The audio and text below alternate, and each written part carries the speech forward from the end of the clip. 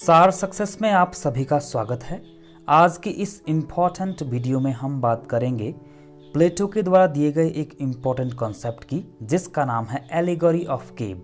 इसको हम हिंदी में कहते हैं गुफा की उपमा। और प्लेटो ने एक रियलिटी को बताने के लिए, एक बात को समझाने के लिए कि किस तरह से हमें अंधकार से बाहर निकलकर रियलिटी को जानना है, उसके लिए गुफा का एक उदाहरण दिया है, यानी कि उपमा दी है। इसी वजह से इसको एलिगोरी ऑफ केव कहा जाता है। तो ये वीडियो आपके लिए बहुत ही इम्पोर्टेंट होने वाली है, ना केवल एग्जाम की दृष्टि से, बल्कि इसलिए भी इम्पोर्टेंट होने वाली है क्योंकि इसको समझकर आप अपनी लाइफ को आसान बना सकते हैं, लाइफ में आप कुछ बड़ा कर सकते हैं। तो चलिए इसको जल्दी से जल्दी हम समझ लेते हैं। तो ये कॉन्सेप्ट वहाँ से शुरू होता है जब द रिपब्लिक में प्लेटो लिखते हैं कि सोक्रेट्स और ग्लूकोन आपस में संवाद कर रहे हैं।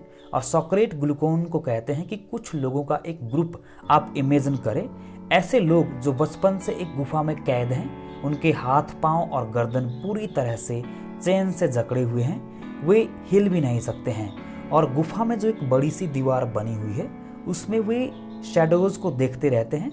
और सोक्रेट कहते हैं कि उनके पीछे कुछ ऊंचाई पर आग जलती रहती है, और उस आग और उन लोगों के बीच एक सड़क है जिस पर लोग आते जाते रहते हैं। और लोगों के हाथों में जो सामान है, उस सामान की परछाई उस गुफा की दीवार में पड़ती है, जिससे वे गुफा में रहने वाले प्रिजनर्स उन परछाई को ही देखते रहते हैं और ये समझते हैं कि जो वे गुफा के उस दीवार में शैडोज को देख रहे हैं, वही रियलिटी है। उन्हें ये लगता है कि वही सब कुछ है, यानी कि वो जो शैडोज है, जो दीवार पर पड़ रही है, गुफा की दीवार पर जो अंकित हो रही है, उसको वो देखकर ये समझते हैं कि बस वही रियलिटी है। लेकिन प्लेटो कहते हैं कि रियलिटी तो कुछ और है। तो प्लेटो कहते हैं कि इस गुफा के पीछे की क्या सच्चाई है, यानी कि अल्टीमेट जो रियलिटी है, अल्टीमेट जो नॉलेज है, वो क्या है। उस सच्चाई को जानने के लिए प्रिजनर्स को बाहर आना पड़ेगा। लेकिन प्लेटो कहते हैं कि वे प्रिजनर्स तो बाहर नहीं आएंगे, क्योंकि वे तो कंफर्ट जोन में रह रहे हैं। उन्हें आने की क्या जरूरत है, क्योंकि उनकी तो एक अपनी अलग दुनिया है जहां वे खुश है, जहां उन्हें ये लगता है कि जो गुफा की दीवार पर जो शैडोज दिखाई दे रही है, वही सब कुछ है, यानी कि वही रियलिटी है। तो प्लेटो कहते हैं कि लेकिन अगर इस सच्चाई को जानना है तो एक प्रिजनर्स को तो कम से कम बाहर आना पड़ेगा और उसे सच को देखना होगा, रियलिटी को देखना होगा। प्लेटो द रिपब्लिक में आगे लिखते हैं कि किसी तरह से एक प्रिजनर बाहर आ जाता है, यानी कि वे बेड़ियों को तोड़कर बाहर की दुनिया को देखने चला आ जाता है। लेकिन जैसे ही वो बाहर खुले में आता है, सन की लाइट देखता है और हरी भरी दुनिया देखता है, तो उसको देख नहीं पाता है। उसकी आंखें ऐसा लगता है मान लो फट गई हो। क्यों? क्योंकि वे हमेशा से ही सदियों से और कई वर्षों से गुफा में कैद है। तो उसे ये लगता था कि जो गुफा में है वही सच है, लेकिन रियलिटी कुछ और है। जब वो बाहर की दुनिया की रियलिटी को देखता है तो पहले तो वो प्लेटो के अकॉर्डिंग वो उसे देख नहीं पाता है, वो घबरा जाता है। लेकिन धीरे धीरे वो अपने आप को उस माहौल में एडजस्ट करता है और धीरे धीरे उस रियलिटी को जानता है जो बचपन से उसे छुपाई गई हो, यानी कि उसने उस रियलिटी को नहीं देखा है। तो प्लेटो कहते हैं कि लेकिन अब वो जो आदमी है, यानी कि वो प्रिजनर है जो बाहर आया है जेल से, वो अब आम आदमी नहीं रहा, वो अब फिलोसोफर बन गया है। क्यों? क्योंकि उसने सच्चाई को देख लिया है।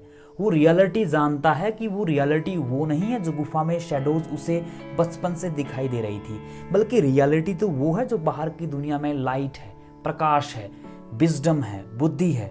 तो प्लेटो कहते हैं कि अब वो आम आदमी से या फिर प्रिजनर से वो फिलोसोफर बन गया है।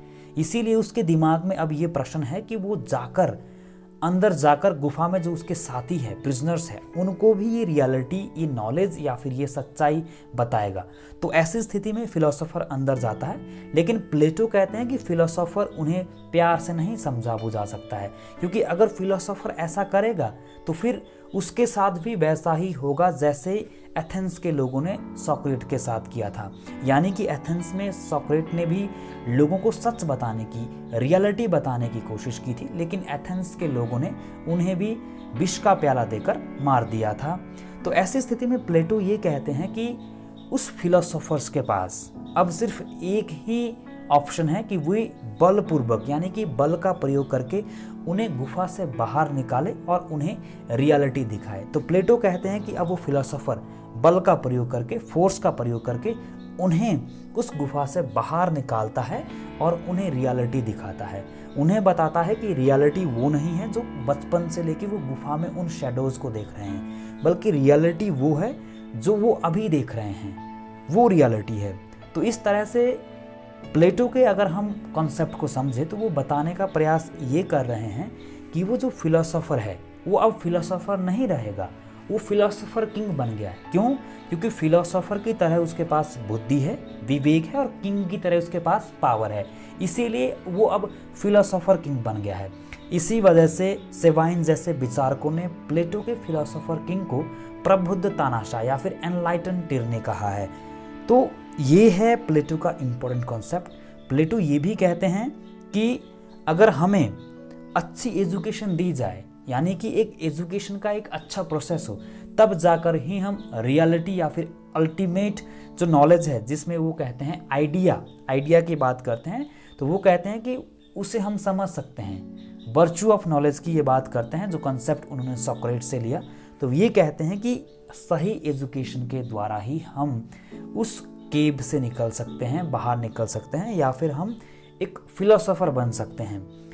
तो प्लेटो का ये जो कंसेप्ट है ये बहुत ही इम्पोर्टेंट है। और एक बात मैं आपको ये बताना चाहता हूँ कि इनके इस कॉन्सेप्ट को बाद में जॉन रॉल्स जैसे विचारकों ने भी अपनाया, इस थ्योरी से काफ़ी प्रभावित हुए और उन्होंने भी एक वेल ऑफ इग्नोरेंस नामक कॉन्सेप्ट दिया, जिसमें वे प्लेटो की तरह ही कहते हैं कि लोगों के पास प्रतिभाएं हैं, क्षमताएं भी होती है, लेकिन इन सभी चीज़ों के होते हुए भी इग्नोरेंस में जीते हैं, क्योंकि उन्हें पता नहीं होता है कि उनकी क्षमता क्या है, उनकी प्रतिभाएं क्या है, उनके राइट्स क्या है, उनके कर्तव्य क्या है, जस्टिस क्या है, इन सभी के बारे में वो पूरी तरह से अवेयर नहीं होते हैं, जिसको प्लेटो की तरह रॉल्स ने भी एक वेल ऑफ इग्नोरेंस कहा है। अगर आपको ये वीडियो पसंद आई तो इसे लाइक करें, और अगर आपने अभी तक हमारे चैनल को सब्सक्राइब नहीं किया है तो प्लीज़ इसे सब्सक्राइब भी कर दें, साथ में बेल आइकन भी दबा दें।